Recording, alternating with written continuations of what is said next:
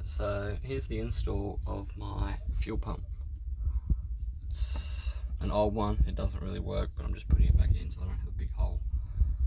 As usual, I've got to record me pulling the damn thing out, but I'm going to show you me putting it back in. So, looking from the back side, which you are right now, that's where your fuel pump goes. I think I said fuel filter in my last fucking little bit, but anyway, we'll call it a fuel pump now, the actual name. So pull it out is as simple as undoing the bolt off this thing. Don't do what I did and drop the one of the washers down in there, but you know, I'll fix that later. And you just go 1, 2, 3, 4, 5, 6 little screws, pull them out, and away you go. You have to wiggle her out. Oh yeah, and don't forget this little hose which is connected to that. So that's that explained. Now I'll pull it out for you. Now I'll put it in for you. My bad, I keep screwing myself up. Anyway, so you get your little thingy. Clean that crap out. Anyway, you get your little thingy, you put that in. Make sure she's on an angle. You want it to go that way, or it'll never work for you. You sort of just mess around until it decides it wants to go all the way. Oh, there we go. There's that down.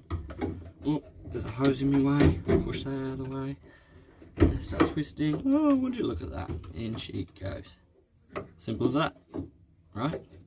Right. Then you get all your little nuts.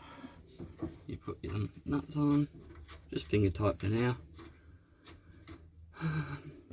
So what I'm doing here is I was just replacing my fuel pump in the other Prelude because that was going on me, and this car is going to be turboed eventually.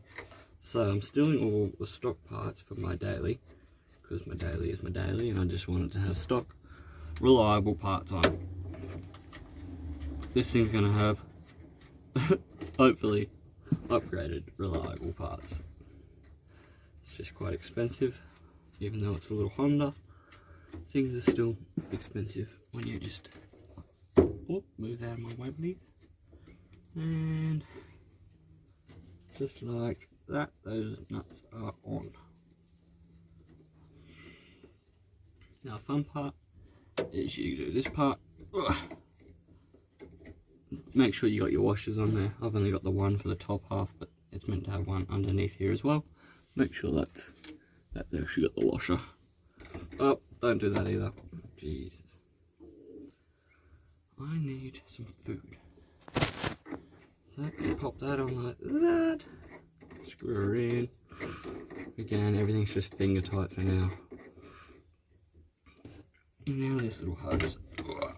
To get this bad boy back on, you gotta push it back. Well,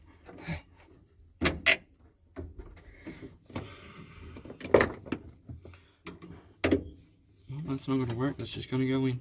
Fair enough. Come on, go. Why is it so much easier now, the car?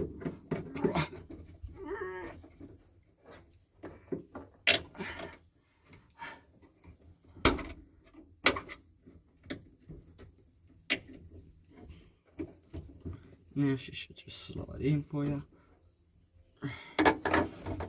Get your pliers if you got a set of pliers. Most people that work on cars will have a set of these laying around home. You don't even have to work on your car to have a set of these, really. And just try not to break the hose, but to pull her on. Ow! And try not to cut your fingers on all the metal. This bit of metal, I don't know why they designed it like that, but it is sharp. There it is. There she goes. Of course, the hose didn't go with it. Come on, hose. On you go. I don't know why they design it like this, but in a lot of other cars, you'll find you have to drop your fuel tank, so don't complain that it's in this spot, because some people have to pull their entire fuel tank just to get this bitch, which is never fun. Well, I couldn't imagine that being fun. Alright, let's squeeze you. Yes. push. There we go. I'm happy with that. Then you get your 10mm, put it on tight mode, you know what I mean. Don't do what I did and have it on loose mode. Loose mode, I'm an idiot. And you just give it a whoop, whoop, whoop, whoop, whoop, whoop, whoop, whoop, whoop, whoop, whoop. Oh, okay, see what I meant? Don't do what I did and have it on loose. Apparently I don't know how to use a ratchet. Let's try that again.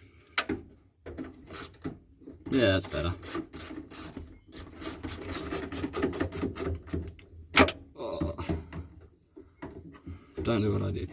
Take this off first and do this one. I literally just experienced this and I still forgot.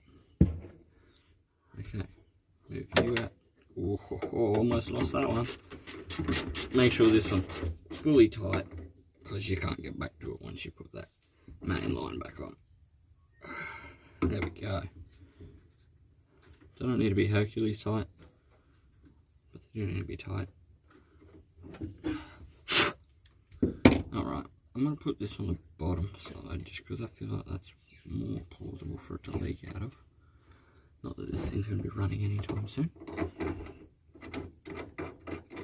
Alright, finger tight that and go around again.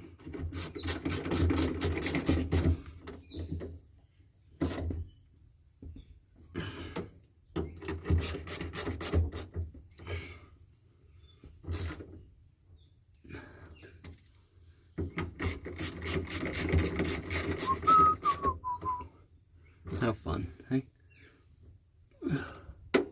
Device overheating. Interesting. I guess you are sitting right on the side.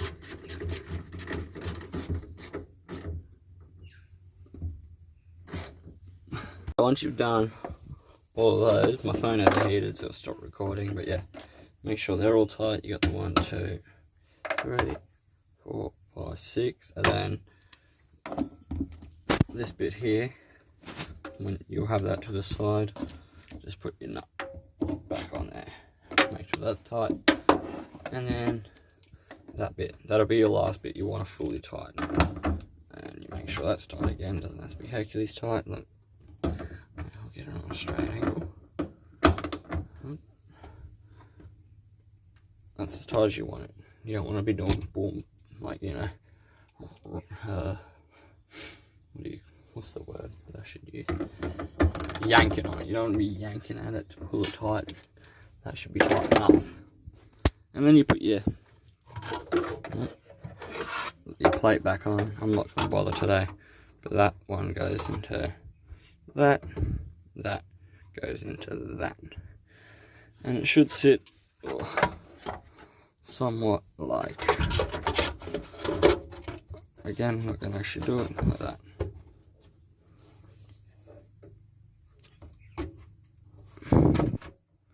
And that is how you change your fuel filter.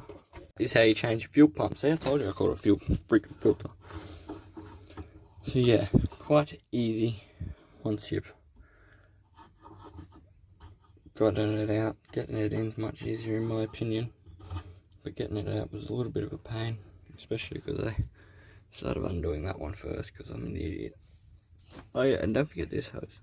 I don't know if you can see it. It's in there. It just goes and clicks in. Just like that. Look at that. Boom. Should only take you about 20 minutes. It took me pretty much 20 minutes. I started the other day, but it started raining on me, so I had to postpone it till today. But yeah, it's not even 12 o'clock. And I didn't start doing this until about 11. So yeah, it doesn't take that long. And I was fart-assing around. Just to install it in your 4th gen, you do have to remove your rear seats, which is quite easy. Underneath, it's sort of hard to show you, but underneath the front part of your actual seat, you got these little clips. Just pull it back and pop it. Same as this one, pull it back and pop it. This one's still got the plastic on it. And then you have to undo the screws in here. Boom, boom. Yeah, unscrew that, unscrew that. You gotta unscrew your whole cross member, which is this big bastard.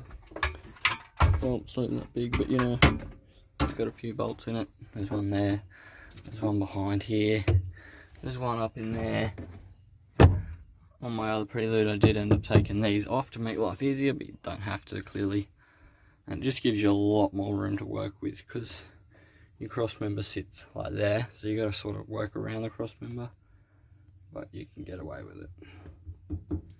Yeah. Sort of in debate with this, but I think I'm going to reinstall all these rear seats into the other Prelude, and then have this one without the rear seats. It's going to be a little bit of a pain because I've got a mod plate in the other car for the rear seat removal, and I'm not 100% sure if to install them I have to get it remod plated. If that's the case, that's fine, but yeah, I'm not 100% sure, so I'll have to work that out.